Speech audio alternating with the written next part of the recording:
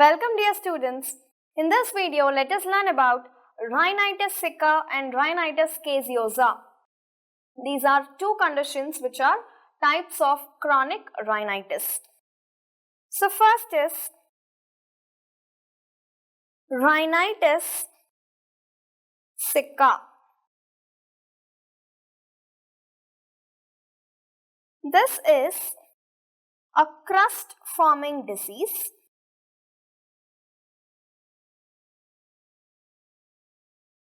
that is seen in hot, dry and dusty surroundings.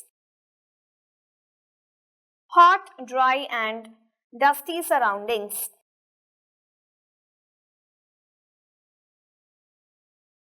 Now usually ironsmiths, goldsmiths, miners, bakers, such type of people are put in those hot and dry dusty environments and they are usually affected with this disease. So these crusts are seen mostly in the anterior 1/3 of the nose.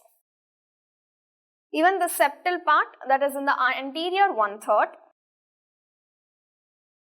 is affected by this crust formation. So what happens here is the ciliated columnar epithelium undergoes metaplasia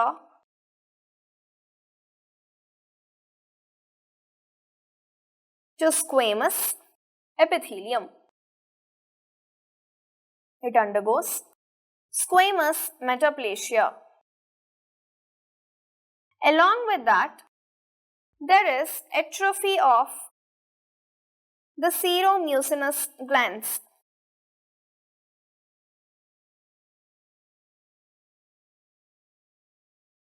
The crusts that are formed, if we try to remove them, this will lead to ulceration and epistaxis.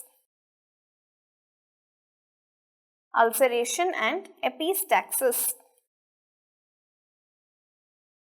And sometimes this ulceration and epistaxis can further lead to septal perforation also.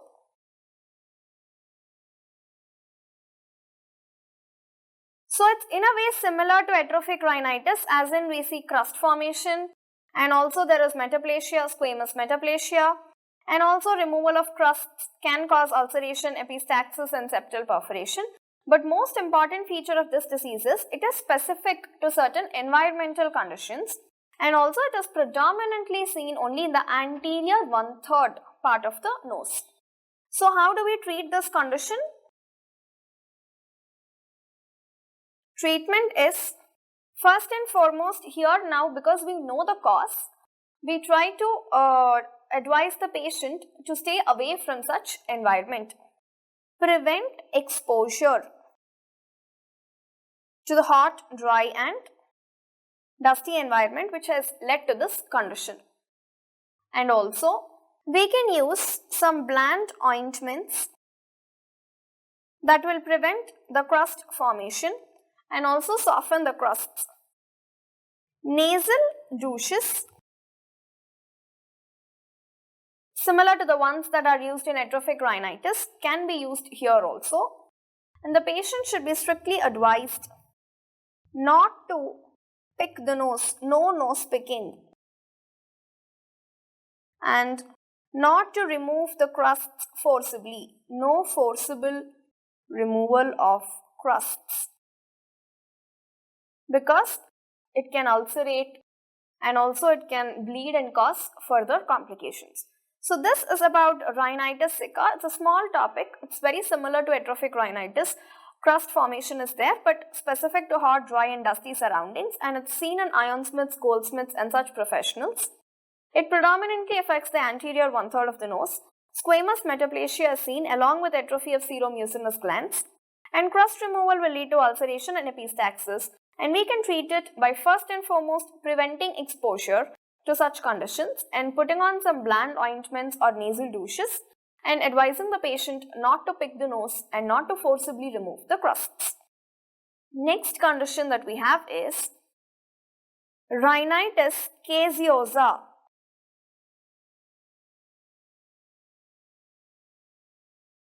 Rhinitis caseosa is also called as nasal cholesteatoma.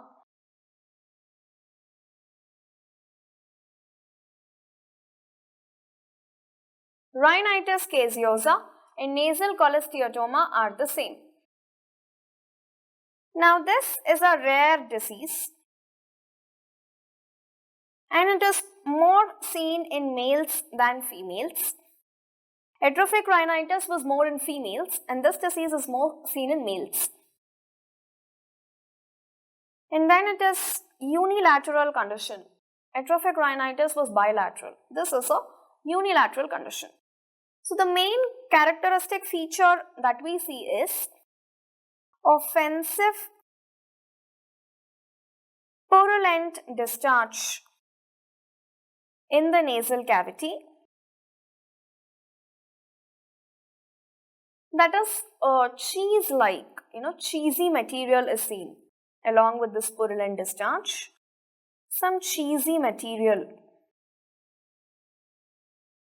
From where is all this coming? This condition is usually associated with chronic sinusitis. And when there is chronic sinusitis, there is collection of this inspissated material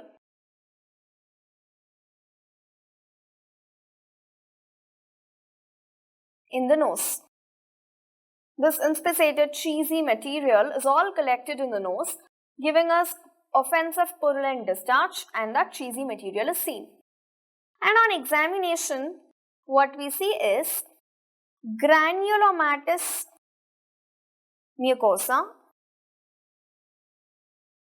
The mucosa shows granulomatous changes, and also there is bony involvement. The bony walls are destroyed.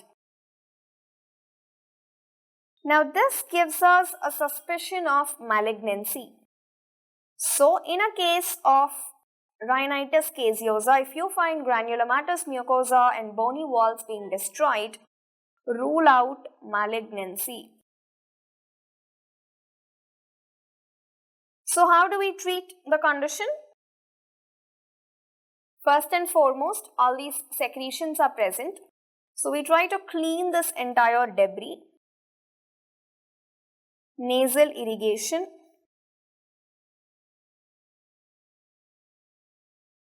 Removal of all the debris. This is important. And also because we are thinking that chronic sinusitis is the cause for all this, we try to provide free drainage of sinuses so that all this accumulation doesn't occur. So this is about rhinitis caseosa, also known as nasal cholesteatoma.